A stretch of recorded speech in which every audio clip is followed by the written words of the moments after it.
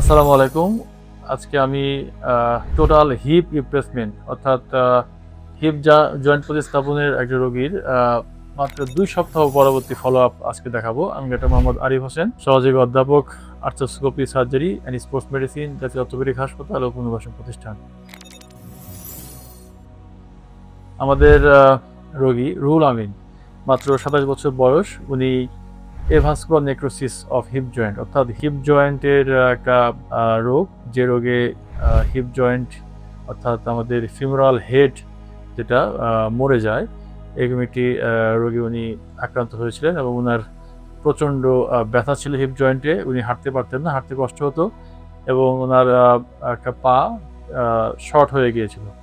তো আমরা total hip replacement করি তার ১ মাস ২ সপ্তাহ আগে। আমরা দেখি আমাদের রোগীর, আমরা হচ্ছে এখানে তার দিস ইজ একটা নর্মাল হিপ জয়েন্ট। এটা তার হচ্ছে অপারেশনের পরবর্তী এক্স-রে হিপ জয়েন্ট রিপ্লেসমেন্ট করার পর is non cemented hip joint post operative X-ray.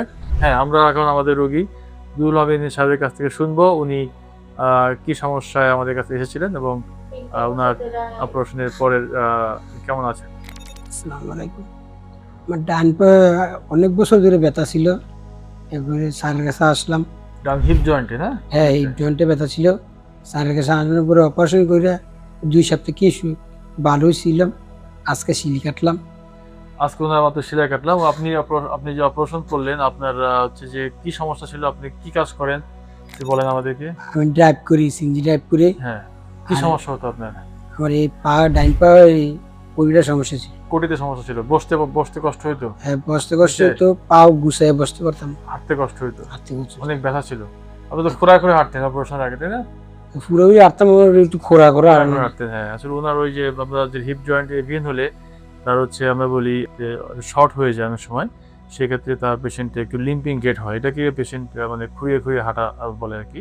তো আমরা আজকে তার সেলাই স্টিচ অফ করেছি এবং মাত্র অপারেশন ২ সপ্তাহ পর আমরা আজকে রোগীর অবস্থা দেখবো উনি কেমন আছেন। হ্যাঁ, আপনি হাঁটেন দেখি একটু।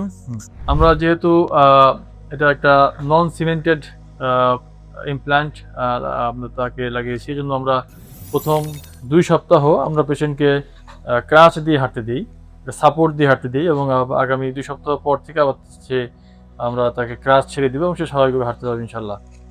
আমরা এখন তার ২ সপ্তাহ পরবর্তী ফলো আপ দেখলাম। ইনশাল্লাহ আবার তার পুরোপুরি তার ক্রাচ ছেড়ে যখন সে হাঁটবে আগামী ২ সপ্তাহ পর আমরা তার ফলো আপ আবার দেখবো ইনশাল্লাহ। হ্যাঁ, আগে যে সমস্যা ছিল এখন কি মনে হচ্ছে? আপনি ব্যথা কি আগে থেকে অনেক কমে গেছে? ব্যথা কম ছিল, আজকে একটু ব্যথা করতেছে। আজকে একটু ব্যথা করতেছে। এমনি ব্যথা অপারেশনের আগে যে ব্যথা ছিল সে ব্যথা এখন আর নাই। সে ব্যথা নেই ইনশাল্লাহ। ওনার ব্যথা কমে গেছে এবং যে ব্যথাটা এখন অপারেশনের পরে স্টিচ অফ করে দেওয়া হয়েছে এবং সম্পূর্ণ সে ব্যথামুক্ত হবে, স্বাভাবিকভাবে সে ইনশাল্লাহ চলাফেরা করতে পারবে এবং তার স্বাভাবিক জীবনে সে ইনশাল্লাহ ফিরে আসতে পারবে। আমরা তার জন্য এই দোয়া করি।